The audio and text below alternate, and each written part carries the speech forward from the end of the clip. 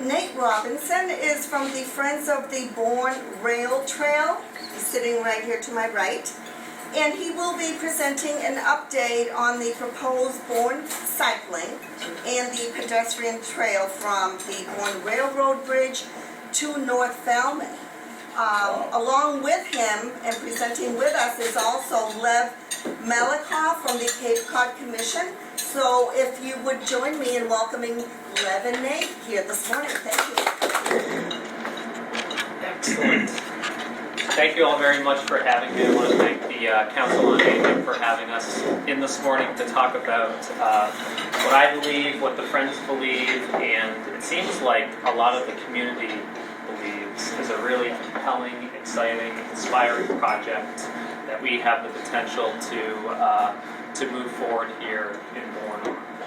So we're here today to talk about the proposal for the Bourne Rail Trail, and Lev Malikoff is going to give an update on the feasibility study. So the Friends of the Bourne Rail Trail, we're a 501c3 nonprofit organization. We have been helping to spearhead the community conversation about this project, to solicit feedback, comments, concerns, and to help advance the conversation to move it along. As I mentioned, I think that we feel this is a project that has the potential to really bring tremendous benefits to the community, and one that's certainly worth exploring. So before we get too far, I'd like to start with a trivia question. I know some folks in the room may already know the answer, but does anyone know where this picture is taken from? What's that? Close. Picasset. More specific? Monk's Park.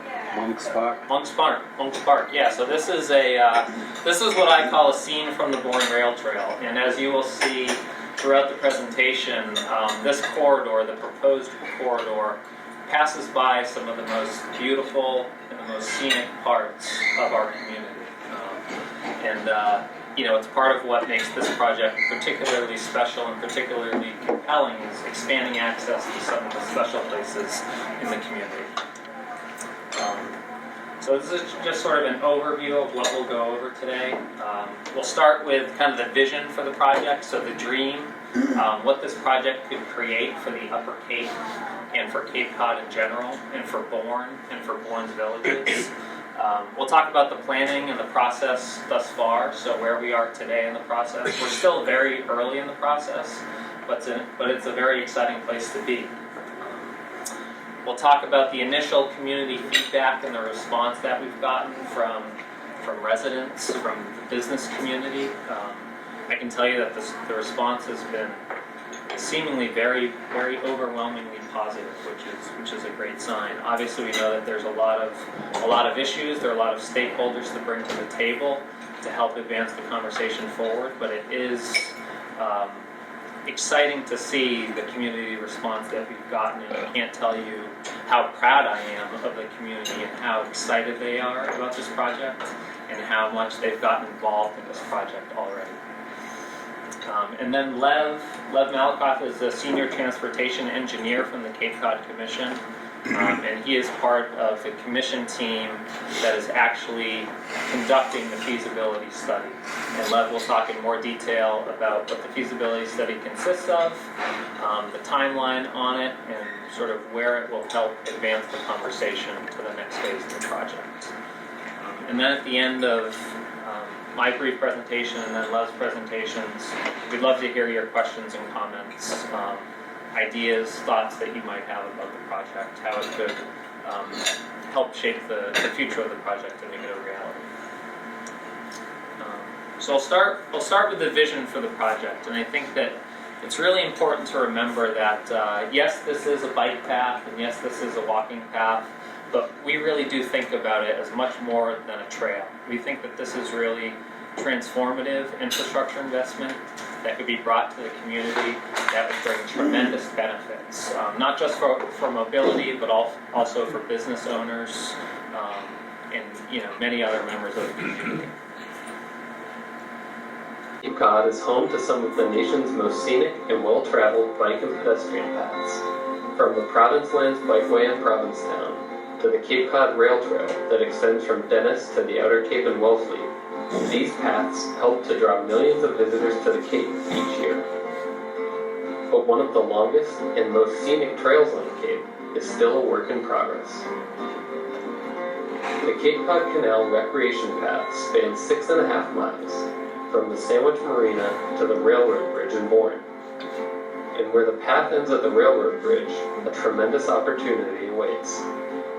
That's where the canal connects with a seldom used railroad line that does not currently have any regularly scheduled freight or passenger service.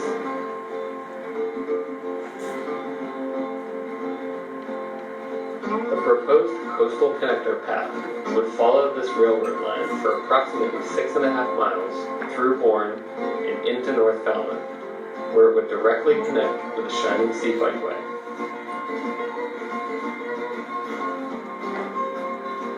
Along the way, it will bring new economic opportunities to Monument Beach, Pecasset, and Katomet Village by expanding recreation amenities along Bourne's scenic coastline.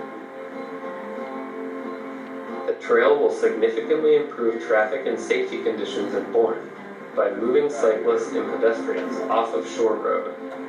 It will enhance the Upper Cape's transportation network for both visitors and year-round residents.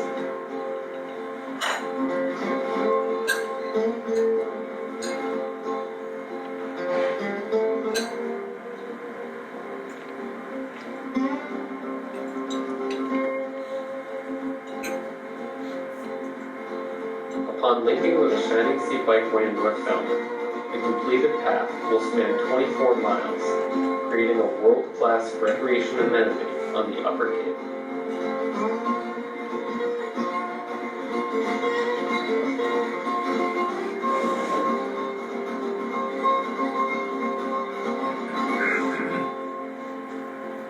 Developing the trail in Bourne will build on the legacy of the visionaries who built the Cape's first bikeways in the 1970s and further position our tourist-based economy in the 21st century.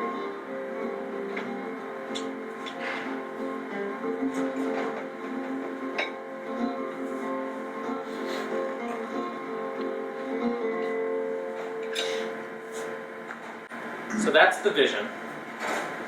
And where we are today is very early on in the planning process, or very late in the planning process, because this project is really 40 years in the making.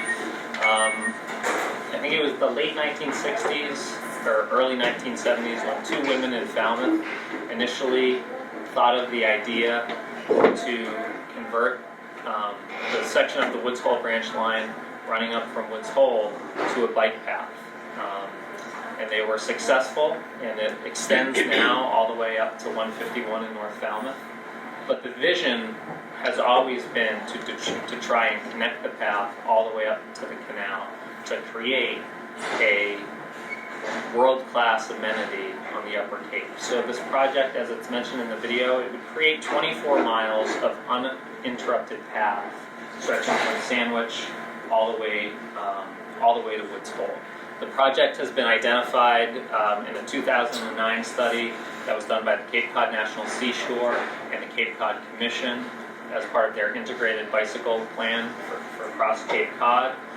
This project is included in the Cape Cod 2016 Regional Transportation Plan, so that's a regional transportation plan that essentially lays out major infrastructure investments for the Cape over the next essentially 25 years.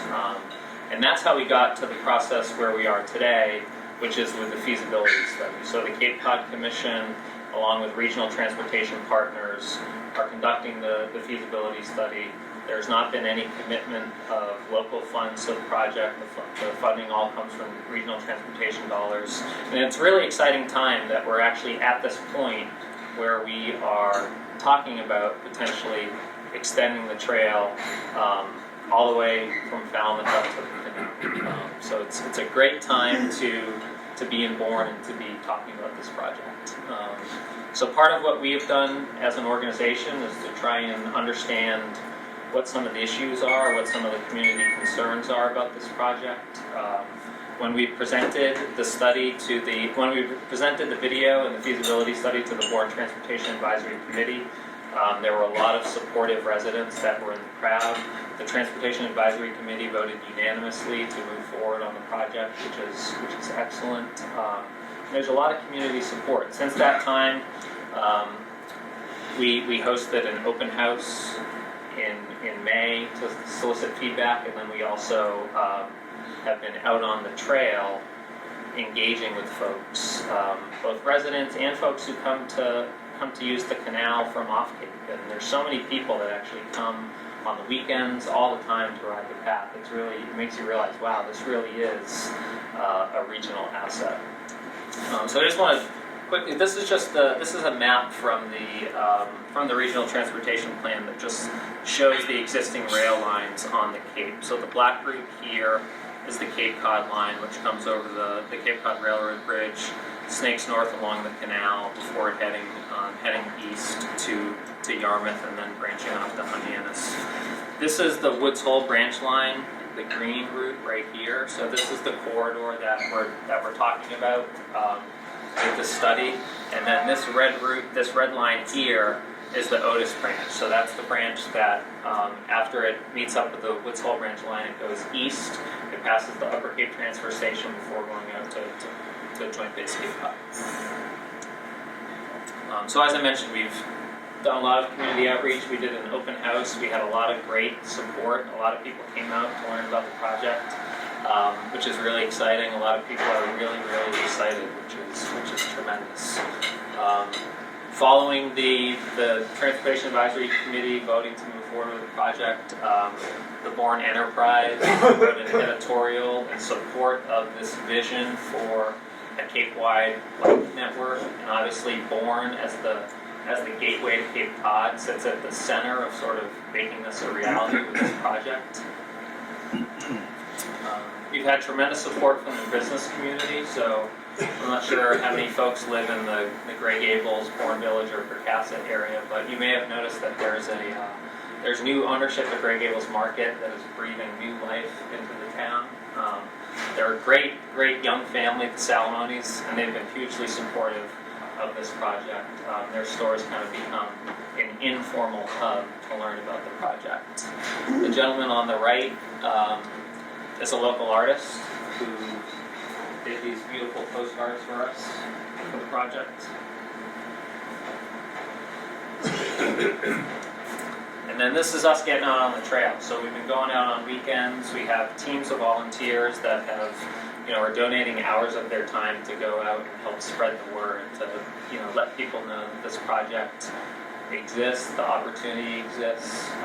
It's something that we really want the community to engage with, because we really think that if we can get the stakeholders to the table, the key stakeholders, whether it be folks from Joint Base Cape Cod, regional stakeholders, local officials from Bourne, Sandwich, and Falmouth, we can help address some of the challenges that come up with this project. And we're really trying to advance a community conversation that is about solutions, because we really do feel like this project is compelling and has just huge potential for Bourne and the Upper Cape region and the Cape Wide region.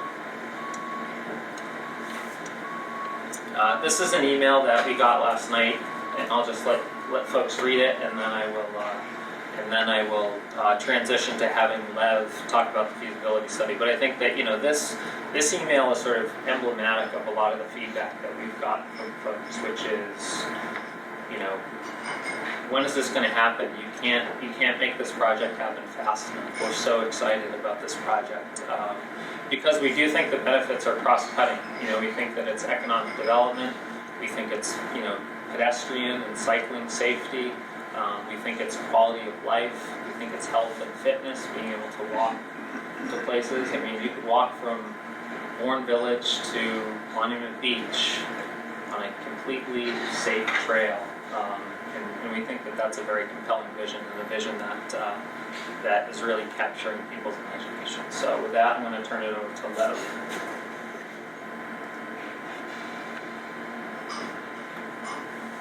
Thanks. Good morning, folks. I'm Cape Cod Commission, Transportation Engineer.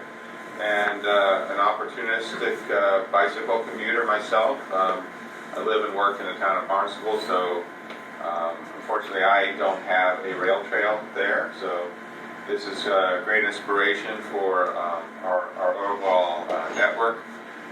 So hopefully Bourne can now become a leader in expanding bicycling and walking opportunities, which is great for our overall transportation system. We've got plenty of cars out in the hot summer months. It would be nice to be out in a cool breeze, walking or biking. So I'm going to talk about the effort that we are in the midst of, the feasibility study for the extension of the Shining Sea Bikeway. These are some of our partners in addition to working with the Friends Group. We've been involved with the Bourne Transportation Advisory Committee, Falmouth Bikeways Committee. Here's a couple of regional organizations. Cape Cod Joint Transportation Committee is made up of primarily DPW directors from throughout Cape Cod. They provide technical advice to the Cape Cod Metropolitan Planning Organization. This is the body that ultimately makes the decisions on state and federal transportation funding, where it's going to be allocated to in our various efforts. Another partner in our program is the Regional Transit Authority, and the study itself, we operate partly under contract with Massachusetts Department of Transportation. Every year we have a work plan to help out different communities with transportation problems. In this year's cycle, we're working on the feasibility study. And they mentioned a little bit about the overall vision in our regional transportation plan and our bicycle pedestrian planning activities. We've got this developed as sort of the big picture of what we want to try to move towards and accomplish, which includes making those connections. We have the existing Cape Cod Rail Trail ending in Dennis. It's actually being extended as we speak into Yarmouth, in the vicinity of Exit 8. There's another plan to extend it into Barnstable at Mary Dunn Road. Sandwich is actively pursuing a bike path along Surface Road, along Route 6. So this piece of the network is coming along, hopefully not too long. There's also an effort in the Outer Cape to extend the Cape Cod Rail Trail all the way to Provincetown, and working with the National Seashore on that effort. And we've got over here, they've got the existing Shining Sea Path and the connection ultimately to the canal paths, and then on into our adjoining regions, Plymouth and Wareham, to become part of the statewide network. So here's a little zoom in of the project area. 151 down here, and here's the canal bike path and the rail bridge up here. And this kind of shows how the various other features of geography with the road network passing under and over the rail line passing over various water bodies as well. So obviously one of our biggest challenges is going to be addressing the issue of bridge crossings, and any type of work that might involve widening might have environmental impacts we have to be concerned about. Community support, this is the greatest community support I've seen on a project, and appreciate your interest in this as well. We also have the issue of those who currently hold rights to operate trains on the train line. What would be their near and long-term plans? So we're still pursuing meetings with the state, who is that has the jurisdiction over the rail line, but there's also the military reservation as well that we need to bring to the table to understand their needs. Do they see rail as essential to their future operations?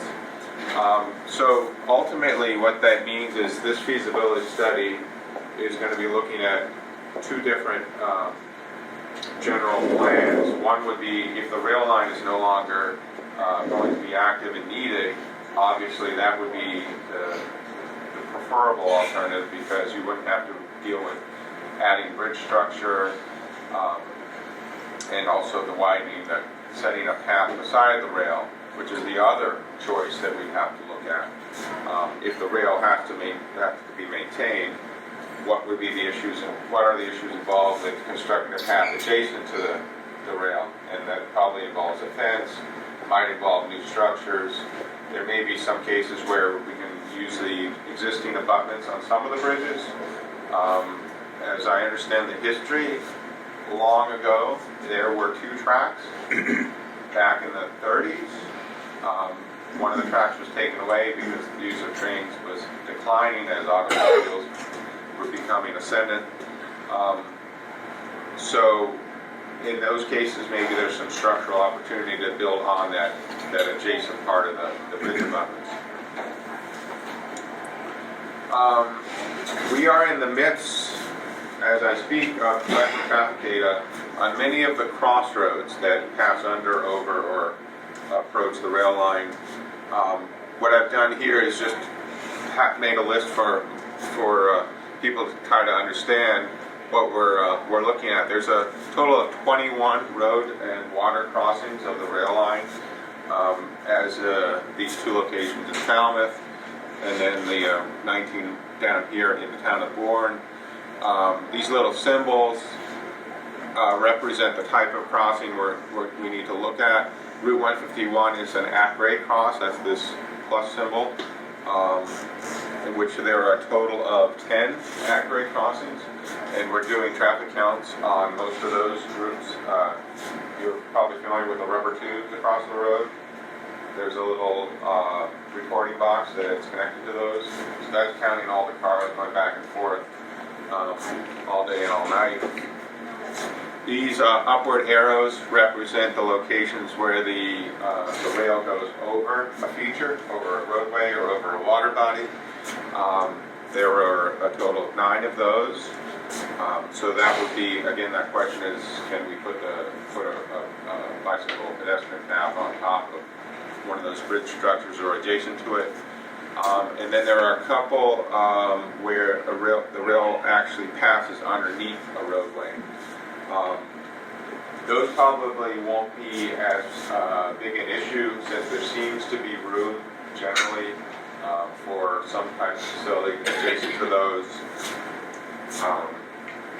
But in any case, so we're doing traffic counts at the where you see the plus symbols at the at-grade crossings, as well as some of the overpass roads. Because a slight variation on the theme would be if we had to maintain the rail and we're building a path adjacent to it, when we get to a bridge crossing over a road, if it's not feasible, or it may be more feasible to actually bring the path down to road level and then bring it back up to the rail level, if that is more practical than the expense of building a bridge structure for the bike path next to the rail. So that's a little bit of a twist. So there's 2 major alternatives we're looking at, and then 1 modification in some cases.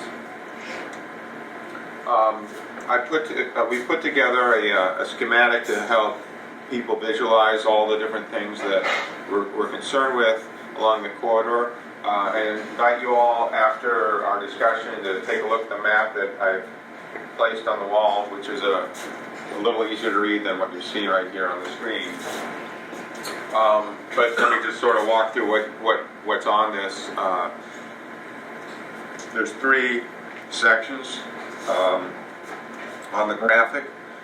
Basically the rail corridor starting from Falmouth down here in the south, and then the middle section follows, and then here's the Cape Cod Canal up here at the top on this one. So if you read, from the left going up, you're going from the south to the north, and then all the way to the top of the study area. And then the different colors represent different land uses: residential, industrial, commercial. So you can at least get an idea of what that's along the corridor, which may create some potential advantages for having path-side amenities and perhaps public land versus concerns about wetlands and other issues in the corridor. Also shown on the maps are the crossings, road crossings with a color symbol. Those green symbols are the at-grade crossings, and then the yellow are bridges, the rail going over a feature, and then the blue symbols is where the rail goes underneath the road. So we've got about 9,000 or feet, 9,000 linear feet or 1.7 miles of the railroad bed lies within a 100-foot buffer area of wetlands. So those are things that we need to be concerned about, minimizing those impacts as we're looking at the different options. Community support has been great, and they covered that pretty well in different meetings and outreach activities that we're going to continue with. Mentioned the existing rail use. That's going to be something that we're pursuing as we proceed in the study. So next steps, as I mentioned, we're doing data collection this week. We're going to start to boil those numbers down, and we're pursuing the meetings with the state and the rail users. Also trying to gather cost information on the various types of approaches, whether we're building bridges or doing path-side. So that's kind of the nutshell. We're looking to wrap up our study in early fall, but we'll continue to work with folks to let them know where we are in the effort. So I guess I'm ready to try to answer a question or more, if there isn't. Just curiosity, you mentioned traffic study on Redwood Harbor Road, and I just happened to notice this morning on tubes down there. Yeah. I'm just curious as to how that would affect the rail trail. I mean, what does it matter how many cars pass on Redwood Harbor Road? So if there were a bicycle facility crossing Redbrook Road at grade, so the bike facility is meeting the road, depending on the amount of traffic on the roadway, there may be a different crossing treatment that we would recommend. Like if it was a very busy road, they have installed in other places on the Cape these warning lights that actually detect users on the path as they're approaching, and then give a yellow flashing to the cars to let you know somebody's approaching. There's people there. Thank you. Yeah. Who owns the rail now? Would you have to buy it? The state is the current owner of the railway. So ultimately, the project would then be the property of the state once it gets constructed. So fortunately, the state would be paying the state, so it's not going to raise anybody's taxes. Do they have any idea what the final cost will be? No, I mean the big ticket item would be if there's any bridges involved, but and that could be quite pricey. Just want to mention my colleague, Glenn Cannon is here, helping out with the study. You have a number for bridge structures? We've been revising the numbers, so I actually don't want to throw it out there. I threw out a number earlier, and we've actually already penciled that down quite a bit. So we're getting better and better numbers all the time. Yeah, but it's still a big number, so we want to at least be giving you the right information. So you'd have to rip up all the rails, or you just pave over them? If it was going to be, if the rail service was no longer going to be considered, the rails would be removed. Because the metals were funded to yeah. You're talking about the town of Bourne when you're talking about all these things. What does the village of Buzzards Bay get out of all this stuff that you're talking about? So ultimately, this is a component in a network. It's everything on the other side of the bridge, what you're talking about, railroads and Yeah. all these trails Right, and so, everything else. so I mean, there's pieces that are always gonna be, needing to be improved. Right now, there is a pedestrian crossing at the Bourne Bridge. People can walk their bikes or walk across. It's not a great,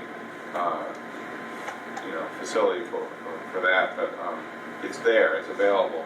So ultimately, for people traveling these longer distances, say from Buzzards Bay down to one of these other communities, they could ride to the Bourne Bridge, walk across, get back on a path, and connect. You folks might be familiar with the Cape Flyer train service that this CCRTA has been operating the past couple of years. They get quite a number of folks coming from Boston with their bicycles that want to come down and have a Cape Cod experience. Low impact, they're not bringing cars, they're eating in restaurants, but they're getting off the train at Buzzards Bay, and they like to go different places, and one place would be a facility such as this would be, I think, a big draw. So they could then get off the train, go to the bridge, walk across, and then go for a ride.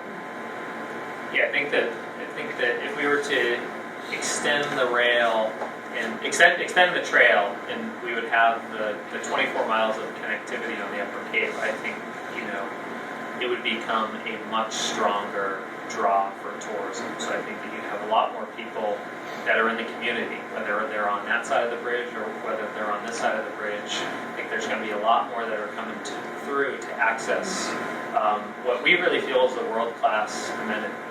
This is a world-class, the canal is a world-class amenity, and when you connect them two together, it just strengthens it. So I think that you're going to have a lot more people that are just coming through the town to visit on both sides of the bridge, and it's a matter of how we can leverage that for sure. Sir? How many entities own rights to use the rails? I realize that the Cape Cod Railroad has rights, are there others? So the Cape Cod Central Railway does have a lease, but at some point it's going to expire and we renegotiate it. They don't operate scheduled service on this rail line currently. I think they have a minimal interest at this point in. Maybe 5 trains this year so far. Yeah, so very sporadic. That's restaurant, that's. And then the military, I assume, has some type of permission. I would assume that also. So those would be the two. But understanding the rail demand, I think, is obviously a huge part of the feasibility study. Start here. Yeah. If you were to guess, would you say it's a 3-year project, if it's completed, 4 years, 2 years? Well, it really depends on how the money flow. As we're talking today, if it's going to go through our traditional transportation funding mechanism, which is the Transportation Improvement Program, this is a implementation list of projects throughout the Cape. It's competitive with all 15 towns. That's a 5-year document, and we currently have all the projects to fill up those 5 years. So if we went and got in line with those, but before it can get to that stage, it needs to be designed. That's going to need its own process funding for that. So it would be a number of years beyond 5. Hopefully not too many. But that's not to say other things can't happen, and they have in other cases. Cape Cod Rail Trail has gotten earmarks, a special legislation where the state or someone binds funds to help move those things along. So if that comes outside of our traditional target, there's an amount of money we get every year. But if they can get their own earmark for a project, they can proceed a little. The reason I asked the question is we moved to Connecticut about 4 years ago. Yeah. We've been coming to the Cape since the 60s, and Rails to Trails have been very successful there. They've connected almost the north, south, east, west borders of the state. And it's been really a help to the communities because all cyclists want to stop and drink or have, not food, but drink and have food. So communities have been successful in raising income from that. we had a bike trail that bordered our property, and we met a lot of people, a lot of nice friends that would ride by.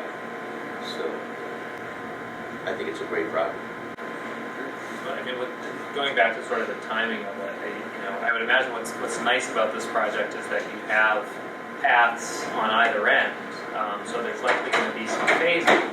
So as you start to build out, you're going to start to immediately realize the benefits of a longer trail network on, whether it's the Shining Sea extending north to Potomac Village, or if it's the Cape Cod Canal extending south to Monument Beach Village.